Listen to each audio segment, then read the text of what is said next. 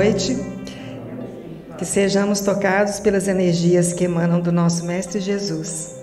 Sejam bem-vindos ao Núcleo Espírita Nosso Lar para mais uma noite de estudo.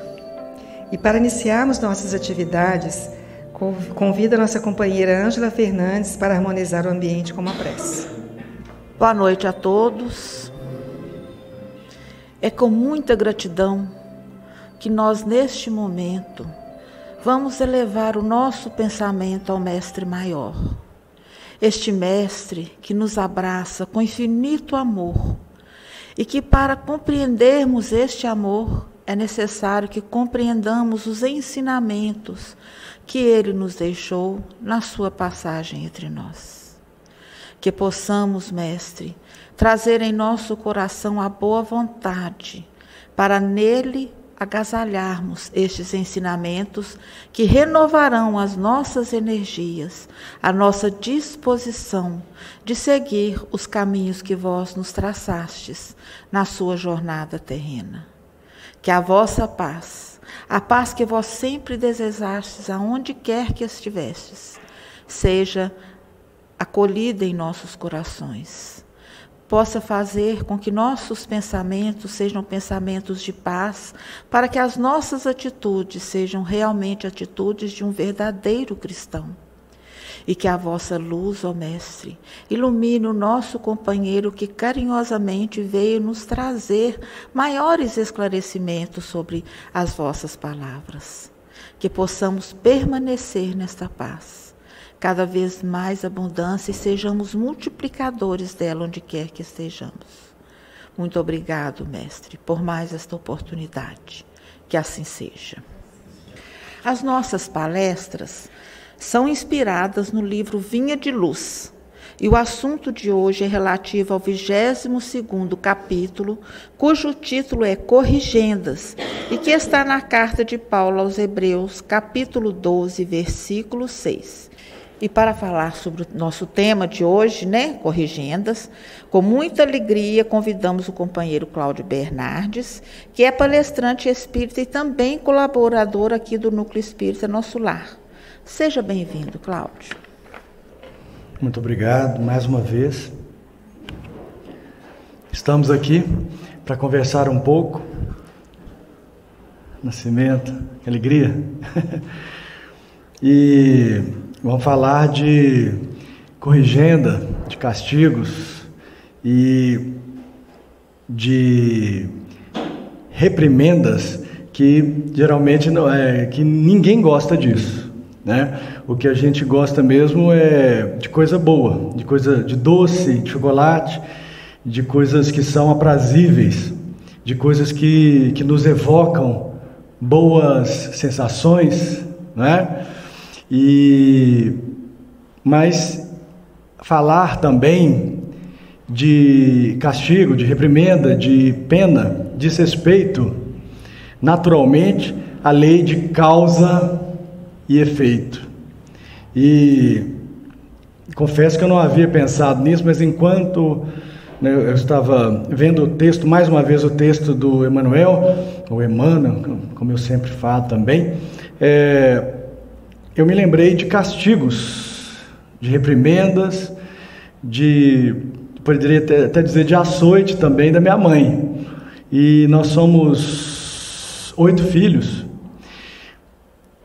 E minha mãe nos criou sozinha, aqui na laje, aqui no Morro do Rosário. Então minha mãe sozinha, para criar 8 filhos, 8 bocas. Então não era uma tarefa fácil. Mas é interessante que ela tinha um castigo, uma reprimenda para cada um de nós, a cada um conforme o seu merecimento. E eu, não é para falar não, mas eu era um dos que menos apanhava, mas é o que menos aprontava também, porque eu sempre fui muito calado, muito tímido, e continuo tímido. Para vir aqui, eu estou suando aqui, mas como eu sei que estou entre irmãos, né, entre amigos, eu fico mais tranquilo. E da última vez que eu vim aqui tinha menos luz, estava mais escuro. Então você fixa assim num ponto e vai, né? Hoje tem mais luz, então hoje eu estou me sentindo desnudo aqui diante de vocês. Mas como eu não estou sozinho, estou amparado pela espiritualidade, que seja pela boa espiritualidade, para falar para vocês, para dizer que, para retomar aqui o que eu falei da minha mãe, o Silvio, por exemplo, estava no meio termo, Silvio Bernardes, meu irmão. Os mais velhos sofriam as maiores reprimendas, os maiores castigos, porque aprontavam muito mais. O Márcio, o Carlos são os mais velhos, e algo como nadar pelado no rio, correndo risco, matando aula da escola. Então, assim, consequentemente, a surra era maior, a reprimenda era maior. Mas por que eu estou falando isso? Eu não tenho a menor dúvida de que tudo que minha mãe fazia era por temer que alguma coisa de ruim fosse acontecer para nós. E tudo isso que ela fazia era por amor, eu não tinha a menor dúvida disso. E claro que, geralmente, quando você é mais novo, você não tem muita dimensão do amor de mãe, mas com o tempo você vai entendendo um pouco, principalmente quando você se torna pai, né? Então você consegue entender um pouco mais do que é ser mãe, do que é ser pai. Bom, o texto aqui, o texto de Emmanuel, ele assusta um pouco no início, porque ele cita Hebreus, porque o Senhor corrige ao que ama e açoita qualquer que recebe por filho. Então a gente fica um pouco assustado com essas palavras, mas nós estamos falando aqui da lei de causa e efeito, nós estamos falando aqui de merecimento também. Então, a gente já começa a falar aqui, e é interessante que a gente remonte aqui às revelações. A primeira revelação, qual que foi a primeira revelação? A revelação de Moisés, né? Que a lei mosaica, que ela é implacável, ela fala amar a Deus sobre todas as coisas, honrar pai e mãe, né? Porque senão o chicote vai comer solto. E nós estamos falando, mas é de um Deus implacável, de um Deus que pune, de um Deus que castiga. Não, mas as palavras não poderiam ser a meio termo, elas não poderiam ser tão flexíveis, não, porque afinal de contas nós estamos falando de pessoas simples, ignorantes, pastores, que só entendiam mesmo uma linguagem mais enérgica, uma linguagem mais dura, né? Mas aqui, então nós estamos falando da primeira lei divina, da primeira revelação divina, que é a justiça. E onde está o reino de Deus para essa lei da justiça, essa lei de Moisés? O reino de Deus, ele é externo a mim, ele está fora de mim, ele está num lugar, né, em algum lugar azul ou algum lugar preto também, vai depender do merecimento, vai depender das condições da pessoa. E o que Moisés poderia, a pergunta que eu faço, o que Moisés poderia dizer a um povo pastor ignorante? Nada mais que isso, que o peso da justiça divina seria implacável àqueles que desobedecessem às leis de Deus. Mas nós continuamos falando de amor. É um Deus amoroso, sim, mas é um Deus justo, mas implacável. Então o peso aqui dessa lei, ele é maior, porque ele fala de justiça divina. Aí veio Jesus.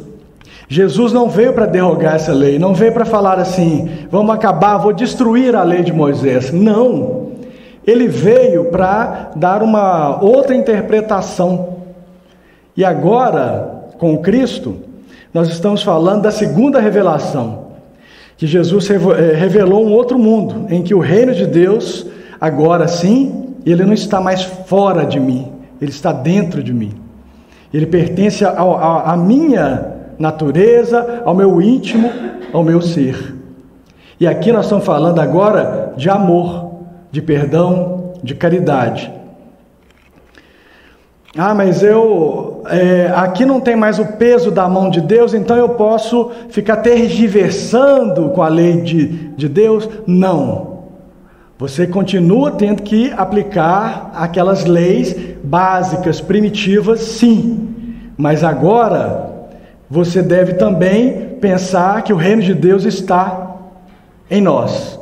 Então você deve pensar na prática do amor incondicional de Deus.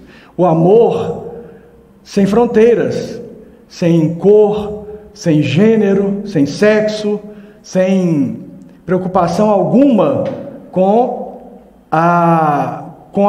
que o outro pode ser, com que o outro pode ser na aparência, mas com o que você pode ser na essência. E quem que conhecia que poderia aplicar implacavelmente essa lei? O próprio Cristo. E aqui nós vamos falar do episódio da mulher adúltera. A mulher adúltera, que segundo a lei de Moisés, a lei judaica, seria condenada em praça pública, seria apedrejada em praça pública. E olha a lei aqui do implacável, a lei dos judeus, a lei que manda apedrejar a mulher pecadora. Aí nós estamos diante de quem? Da segunda revelação, que é a revelação do amor.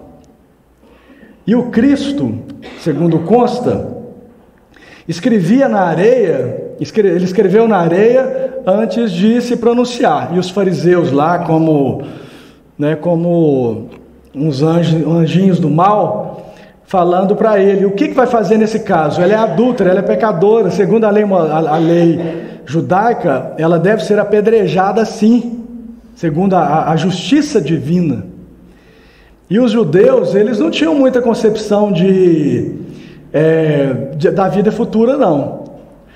Os judeus acreditavam, por exemplo, que quanto mais riqueza material você tivesse, mais você estaria perto de Deus. Então, algumas concepções a gente percebe que eram próprias da época mesmo, e próprias daquele povo. E aí Jesus escreve a lei mosaica no chão, a lei judaica, perdão, e naquele momento ali ele mostra que ele é conhecedor da lei judaica, ele mostra que ele é conhecedor da lei de Deus, da justiça. Só que ele olha para a mulher e olha para as pessoas e fala que aquele puro de coração, aquele que estiver limpo de coração, é que deve aplicar a pena, sim. Aí ele olha para eles, então, quem que é o puro aí? Quem que é aquele que não peca? Quem que é aquele que está livre, isento de qualquer culpa?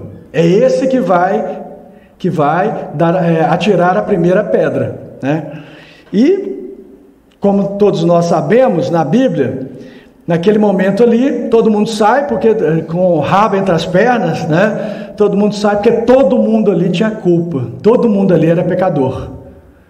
E é interessante esse quadro. Quem que fica nessa cena? Quem que fica nesse quadro? O Cristo e a mulher adúltera. Quem tem autoridade moral para julgá-la realmente, ali naquele momento? Quem? O Cristo. Ele tem autoridade moral para atirar a primeira pedra. E o que ele faz? Ele não julga, ele a perdoa. Mais do que ele a perdoa, que é o mais importante, ele pede a ela que se perdoe e que não peque mais. Ou seja, essa mulher vai ter alguma consequência dos atos dela? Claro que vai. Todos teremos alguma consequência. A lei de causa e efeito ela é perfeita. Para todo resultado tem que ter uma causa anterior. Tudo que existe em razão de uma causa anterior. E nós somos responsáveis pelos resultados das nossas ações. Isso é implacável, isso é lei da física, inclusive, a lei de ação e reação. Mas aqui nós estamos diante do perdão de Cristo, da segunda revelação que fala do amor, a segunda revelação que fala do perdão, a segunda revelação que fala da caridade. Desde que você aplique essas máximas do Cristo, está tudo certo. Se você aplicar a máxima essência, está tudo certo. Se não aplicar, claro que você vai ter consequência dos seus atos. Isso é óbvio, né? É a consequência moral, a consequência muitas vezes material e a consequência também espiritual. E vem o próprio Cristo falando, mas de como que essa lei de causa e efeito para o Cristo? O que o Cristo fala? Ele fala, olha,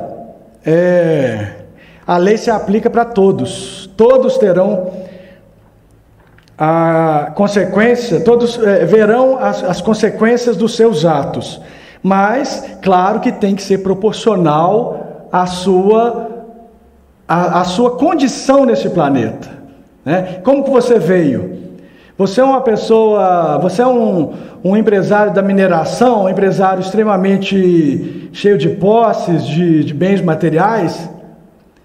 É claro que a cobrança vai ser maior em relação a você. Você é uma pessoa em situação de rua, terá cobrança? Claro, mas a cobrança vai ser proporcional ao que você vivencia na rua.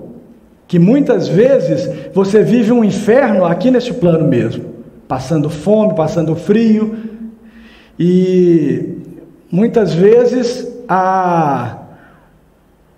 vamos dizer assim, o castigo, a penitência, a pena já vem aqui mesmo, né? E claro que isso não é castigo de Deus, mas isso é fruto do nosso merecimento, muitas vezes até da nossa necessidade. Nós espíritas, nós sabemos disso, que existe um plano reencarnatório. Então muitas vezes você pediu para passar pelo que você passa, então vamos arcar com as consequências, né? Mas olha só, olha o que o Lucas nos diz sobre isso. Muito se pedirá àquele a quem muito se houver dado, e maiores contas serão tomadas àquele a quem mais coisas se haja confiado. A quem muito é dado, muito será cobrado. Mas quem conhece os preceitos do Cristo, a quem muito é dado conhecimento, a nós que somos estudiosos, e a gente vive até um paradoxo, né? Eu confesso que às vezes eu vivo esse paradoxo também. Você fala assim, nossa, quanto mais eu leio, quanto mais eu pesquiso, quanto mais eu participo do grupo de estudo, mais aumenta a minha responsabilidade. Aí às vezes dá vontade de cruzar os braços e falar assim, não, eu vou ficar mais quieto, porque pelo menos a reprimenda vai ser menor. Não, vai ser maior, e principalmente porque você tinha a possibilidade de fazer e não fez, né? E ficou inerte, e ficou parado. Então nós vamos ser responsáveis sim, mas aquele que conhece os preceitos do Cristo, aquele que conhece as leis de amor do Cristo, que conhece profundamente e não as vivencia, ele vai responder por isso, com certeza, né? Nós vamos responder por isso. E dessa pessoa que conhece, que sabe, a ela será muito mais cobrado do que aquela pessoa que permanece na ignorância, do que aquela pessoa que permanece meio nas trevas do conhecimento, nas trevas da sua própria condição moral e espiritual, né? E o livro o Evangelho segundo o Espiritismo fala dos médiuns. Eu achei interessante. Os médiuns que obtêm boas comunicações, ainda mais censuráveis são, se persistem no mal, porque muitas vezes escrevem sua própria condenação, e porque se não cegasse o orgulho, reconheceriam que a eles é que se dirigem os espíritos. Então aqueles médiuns que recebem as mensagens, né, de um outro plano, do plano espiritual, vai ser mais cobrado ainda, porque eles têm uma ligação direta com outro plano. E quem são os médiuns? Todos nós. Mediunidade, ela chega de diversas vias, por diversas maneiras. Então, existe a mediunidade ostensiva, né? Tem gente que tem dificuldade até de entender quem é do plano físico, quem é do plano espiritual. Eu conheço algumas pessoas assim, né? A ponto de, às vezes, até perguntar: aquele ali está no seu campo de visão? Não, não está não, então tá, tudo bem. Eu já entendi de que se trata, de que ordem é. né? Eu, por exemplo, tenho a mediunidade de uma porta, de uma mesa, mas eu tenho algo que, como todos vocês têm também, que é a intuição, que é aquele assim, não faça isso ou faça aquilo, né? Nós não somos joguetes, nós temos o livre-arbítrio, mas nós temos mensagens que chegam o tempo inteiro nas nossas vidas, o dia inteiro. Toda hora a gente recebe uma mensagem, toda hora chega, né, um espírito soprando no nosso ouvido e falando, né, algumas coisas, muitas vezes por amor, né? E muitas vezes a gente aprende também por amor ou pela dor. Então, como que se dá o nosso aprendizado? Ou pelo amor ou pela dor, né? E claro que o melhor caminho, mas não é o caminho mais fácil, é o caminho do amor. Mas a dor também, ela nos faz crescer, nos faz aprender. A dor da perda, né? A dor da perda em qualquer plano que seja, a dor física, né? A dor dos eventos que acontecem nas nossas vidas, que muitas vezes a gente não está esperando, e tudo isso serve para o nosso aprendizado, para o nosso desenvolvimento. Bom, eu falei das 3 revelações, aliás, eu falei das 2 revelações. A primeira revelação é a justiça, a lei de Moisés. A segunda revelação é a lei do Cristo, que é uma lei branda. O jugo do Cristo é leve. Ele mesmo anuncia isso. Você tem a possibilidade você tem aqui o peso da vida, o suor, o peso desse caminho aqui, né? Aqui vai ser tudo mais dificultoso para você. Aí ele fala, meu jugo é leve. A possibilidade de você vir a mim, de você me deixar entrar na sua vida é mais leve. Então o que você quer? Qual caminho que você quer seguir? O caminho do peso ou o caminho da leveza do Cristo? Muitas vezes a gente acaba escolhendo o caminho errado, né? Mas nós estamos aqui para quê? Para aprender. Aqui é uma escola, um planeta escola, o mundo escola. E nós vamos aprender muitas vezes pela dor, né? E a terceira revelação. Então, Cristo fala do jugo leve, fala do amor, do perdão, da caridade, e Ele não nos deixou sozinhos. Na despedida dele para os apóstolos, né, os seus apóstolos, seus discípulos, Ele falou para eles, olha, eu nunca vou deixar vocês sozinhos, nunca. Não estou indo, né? Aliás, estou indo para um outro plano, mas deixarei aqui o Espírito Consolador. Ou seja, Cristo veio, de que forma que Ele veio? Ele chegou numa carruagem esplêndida, maravilhosa, chegando entre nuvens de 1000 megatons? Não, né? Como dizia o Raul Seixas. Ele chegou numa manjedoura, simples, ali, pobre, filho de gente humilde, gente pobre, simples, ignorante, mas de uma grandeza moral enorme, Maria e José, de uma grandeza muito além da época deles, mas pobres, né? E ele chegou numa pobreza enorme. Quando ele chega a Jerusalém, acreditava-se que ele chegaria, que ele chefiaria, segundo os zelotas, né? Inclusive Judas falava disso. Judas acreditava que o Cristo chegaria pela espada e venceria pela espada o jugo de Roma, do Império Romano, mas ele chega no burrico, e as pessoas estendendo lá os ramos para ele, os tapetes e tudo mais, tudo numa simplicidade, e de uma forma para dizer o seguinte: a simplicidade é que vai vencer, não a arrogância, não o orgulho.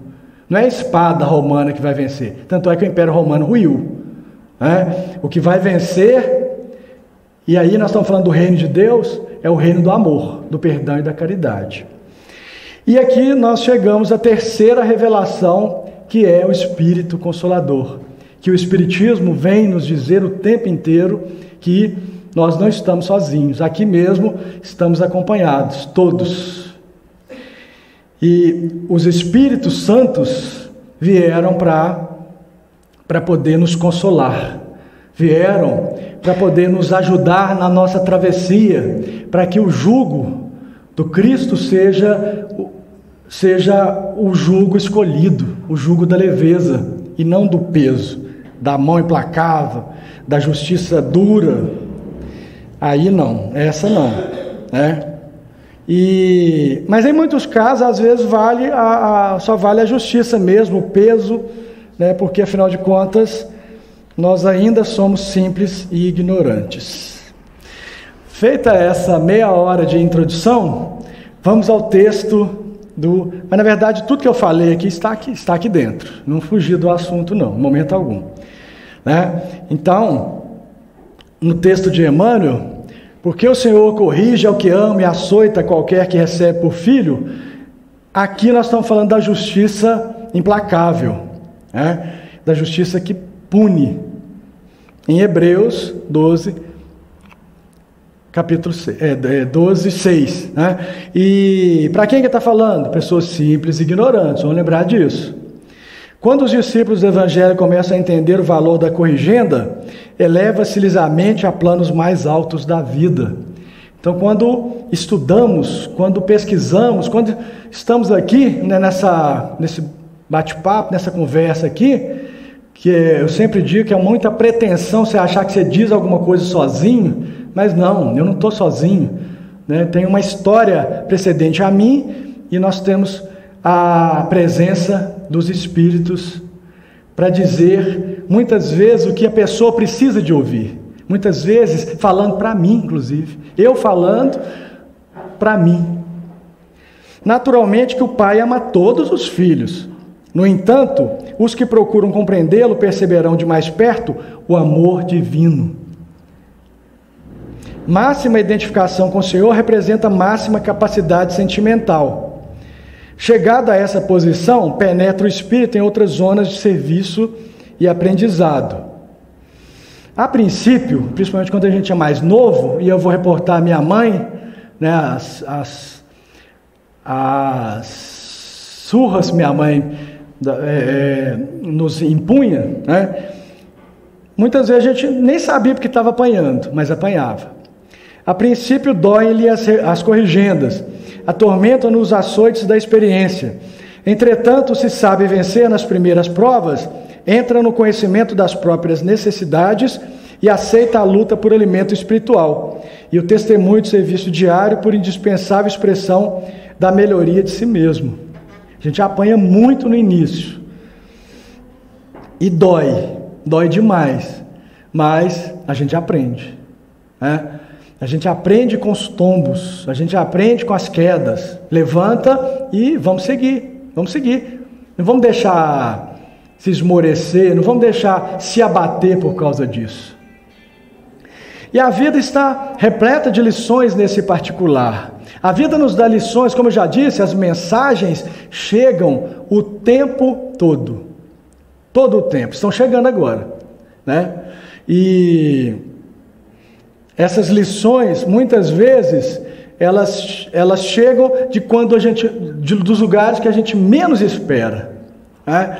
Muitas vezes elas chegam lá de um comércio, que você chega, né, de uma pessoa que te atende mal no comércio, ou que te atende bem, aí de repente você ouve alguma coisa ali, algum puxão de orelha, né, porque a pessoa não está num bom dia, aí de repente vem uma outra e te passa uma lição de moral. Então, todos os dias nós temos aprendizado, todos. Por quê? O mineral dorme, a árvore sonha, o irracional atende ao impulso, o homem selvagem obedece ao seu instinto, a infância brinca, tudo ao seu tempo, tudo ao seu lugar. A juventude idealiza, o espírito consciente esforça-se e luta. Olha que interessante a gradação do Emmanuel. Ele fala de todos os reinos, mineral, vegetal, né? E fala do homem selvagem, mas também fala do espírito consciente, que esforça-se e luta. O homem renovado e convertido a Jesus, porém, é o filho do céu, colocado entre as zonas inferiores e superiores do caminho evolutivo. Nele, o trabalho de iluminação e aperfeiçoamento é incessante. Deve, portanto, ser o primeiro a receber as corrigendas do Senhor e os açoites da retificação paterna. Eu confesso a vocês que nos meus estudos eu fiquei um bom tempo nesse trecho aqui. Tive que recorrer aos universitários, no caso, os meus companheiros lá do programa Respostas de Luz, né, que são alguns referenciais assim que eu costumo tirar o meu chapéu. David, Ricardo, Wagner e o Lucas. Aí nós vamos discutir sobre isso aqui, sobre esse trecho. Porque, como assim? O homem é renovado e convertido a Jesus, porém é o Filho do céu, colocado entre zonas inferiores e superiores do caminho evolutivo. Nele, o trabalho de iluminação e aperfeiçoamento é incessante. Deve, portanto, ser o primeiro a receber as corrigendas do Senhor e os açoites da retificação paterna. Eu falei assim, meu Deus, Jesus receber essas corrigendas? Não, mas o Jesus que há em nós, né? Aquele ser crístico que há dentro de nós, aquele ser desenvolvido, aquele ser que eu procuro alimentar, ele é que vai primeiro receber as corrigendas. Por quê? Porque ele é responsável por tudo aquilo que ele produz de conhecimento, ou de fingir que conhece as coisas. Então, essa corrigenda vem primeiro para quem? Para quem muito é dado conhecimento, para quem muito é dado moral, né? Para quem é muito para quem muito é dado em termos de virtudes, né? Nossa, aquela pessoa ela é repleta de amigos, ela é cheia de pessoas que a cercam, ela é muito badalada, ela é popular. Bom, essa pessoa, então, ela é formadora de opinião. E hoje em dia a gente tem muito disso, né? A gente tem disso, bastante disso nas redes sociais. Hoje em dia basta a pessoa ter um celular, uma internet, que ela vira celebridade mundial, né? E Nascimento mesmo ali, né? Você tinha que se pautar ali por uma transmissão que vai chegar até as pessoas que estão assistindo. Mas hoje em dia a informação ela aumentou demais o potencial. Então hoje o que você produz de conteúdo imediatamente, né, ele pode estar sendo veiculado para o mundo inteiro. Olha que responsabilidade, né? Então quando ela se apresenta como influencer, né? Como influencer, ganhou até status de profissão mesmo, inclusive em termos de remuneração, às vezes muito maior do que a minha remuneração como servidor público. E a pessoa se apresenta para falar para o mundo inteiro. Primeiro que eu acho que é uma grande pretensão, mas tudo bem, né? E quando ela se apresenta para o mundo inteiro, ela está disposta a ser aplaudida. Tudo que é falar de bem, tudo que ela produzir de bem, ela tem o retorno, mas tudo que ela produzir de mal, ela também vai ter o retorno disso. E não é Deus, não é a mão punitiva de Deus, é a própria consciência dela, né? É a lei da causa e efeito.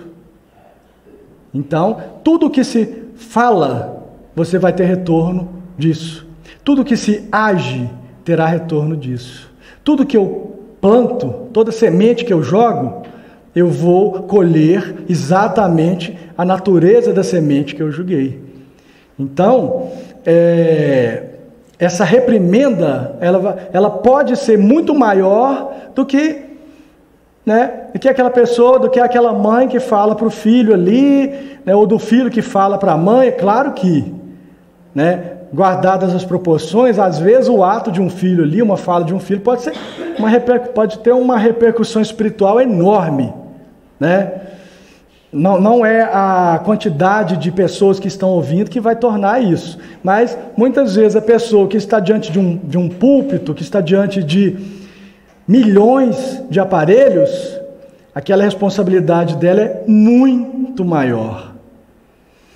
Então, tanto é que hoje em dia, às vezes uma fala de um líder, de uma pessoa, e ela tem às vezes uma conotação, um entendimento de guerra mesmo, literalmente. Tanto é que nós estamos vivendo em guerra, né? Que é fruto de uma selvageria humana. Nós somos ainda primitivos, porque ainda temos que recorrer à força, ainda temos que recorrer à bala, ainda temos que recorrer ao poder da mão de ferro, né? E nós estamos falando em 2022, a guerra não acabou, está aí, ainda está acontecendo, né?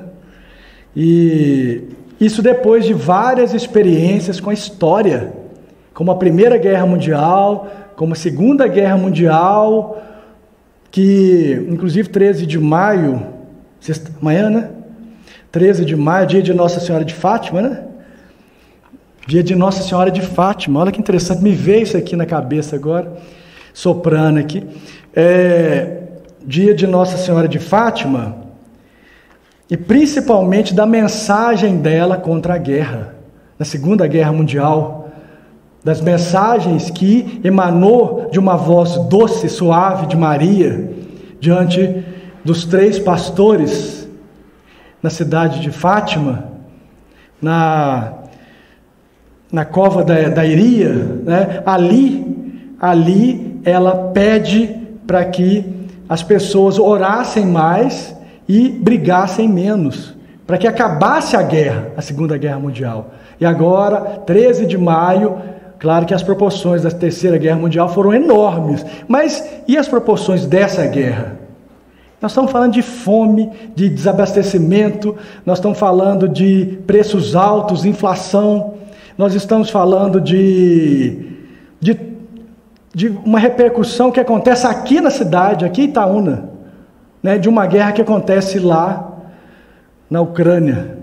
Então, nós somos responsáveis por todos os nossos atos. Então, a cobrança de um líder da Rússia não pode ser a mesma cobrança de uma pessoa que está vivendo aqui em situação de rua, uma situação pura, aí pelas ruas, né? Não pode ser uma mesma cobrança. Ele vai responder sim. Nós todos vamos responder sim. Bom, estamos falando de Apocalipse, do final? Não, mesmo porque não existe fim. Existe sempre o fim de um mundo, de uma era arcaica, de uma era velha, mas sempre estamos diante de um mundo novo, de novas mentalidades, de um novo ser. Não existe fim do mundo. Existe fim do mundo, não. Existe fim de um mundo arcaico, de um mundo velho, de um mundo preconceituoso, machista, racista, para o nascer de uma nova vida, de um novo mundo. Esse é o novo mundo. Essa é a regeneração. Então, não estou falando de Apocalipse nem de fim, pelo contrário. Eu estou falando de uma nova era. Eu estou falando de um jugo leve. Eu estou falando de uma comunhão com Deus, que não seja pela dor, que seja pelo amor. E quem falou isso? Quem falou isso foi o próprio Cristo. Amar a Deus sobre todas as coisas, a lei da justiça, mas amar ao próximo como a nós mesmos. E olha aqui, olha a esperança chegando. Deus, Ele é justiça, mas Deus é amor. O homem sofre sempre a consequência de suas faltas. Não há uma só infração à lei de Deus que fique sem a correspondente punição. Tudo que eu faço, eu vou pagar por isso. O que eu faço de bem, eu vou colher o bem. Faço o mal, eu vou colher o mal. Isso é óbvio, a lei de causa e efeito. Mas, desde que o culpado clame por misericórdia, Deus o ouve e lhe concede a esperança. Mas não basta o simples pesar do mal causado. É necessária reparação verdadeira, pelo que o culpado se vê submetido a novas provas em que pode, sempre por sua livre vontade, praticar o bem, reparando o mal que haja feito. Tal a lei imutável em conformidade com a bondade e a justiça de Deus. E finalmente, para terminar, em Mateus, eu vou falar mais uma vez do jugo, capítulo 11, versículos 28 a 30. Vinde a mim, todos vós que estáis aflitos e sobrecarregados. Todos quem? Todos nós, sem exceção. Que eu vos aliviarei. Tomai sobre vós o meu jugo, e aprendei comigo, que sou brando e humilde de coração, e achareis repouso para vossas almas, pois é suave o meu jugo e leve o meu fardo. Então, que sigamos ao nosso Mestre Jesus, hoje e sempre.